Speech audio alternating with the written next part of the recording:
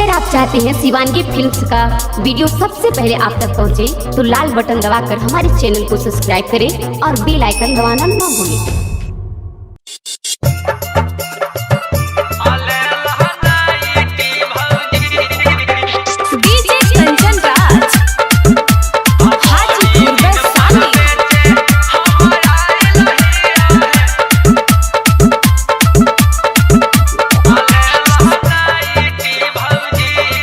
Shivangi recording studio Rajgir.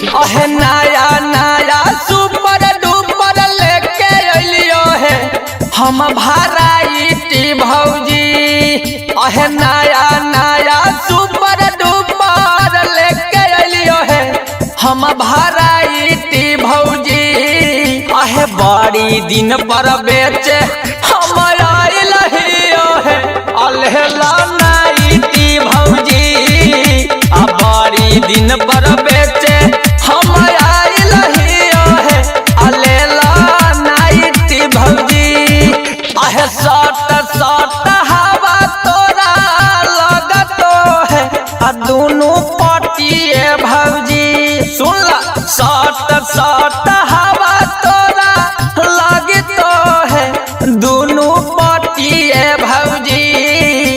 बड़ी दिन पर बेचे हम आइल है अलेला नाइटी भौजी।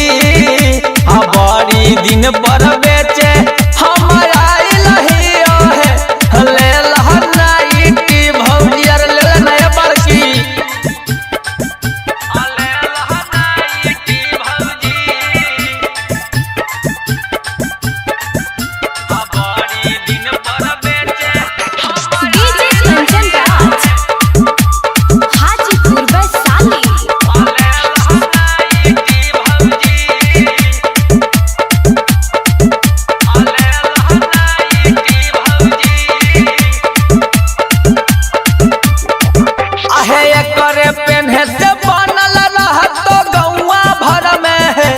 तोरा सोसाइटी भौजी।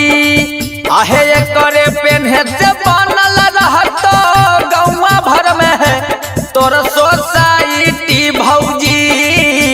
बड़ी दिन पर बेचे हम आइल है अलेला नाइटी भौजी। बड़ी दिन पर बेचे हम आइल है अलेला नाइटी भौजी। आजी बढ़िया बढ़िया छाटल छाटल एक नंबर हको क्वालिटी भौजी। बढ़िया बढ़िया छाटल छाटल एक नंबर हको क्वालिटी भौजी। बड़ी दिन पर बेचे हम आइल है अलेला नाइटी भौजी। बड़ी दिन पर बेचे हम आइल है लेला नाइटी भौजी। भौजी ले लेना जी। बड़ी दिन पर बेचे हम आइल है हम आइल है लेला DJ Kanchan Raj Hajipur Vaishali. Shivangi recording studio Rajgir.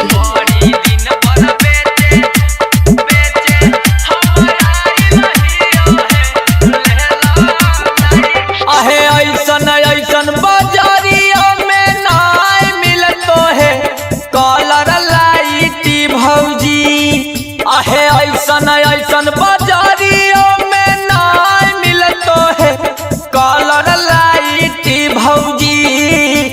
बेचे खातिर कुंदन बिहारी लेके अलियो है अलेला नाइटी भौजी। बेचे खातिर कुंदन बिहारी लेके अलियो है अलेला नाइटी भौजी। सट सट हवा तोरा लगतो है दोनों पटिए भौजी। सट सट हवा तोरा लगतो है दोनों पटिए भौजी। बड़ी दिन पर बेचे हम आइल है अलेला नाइटी भौजी।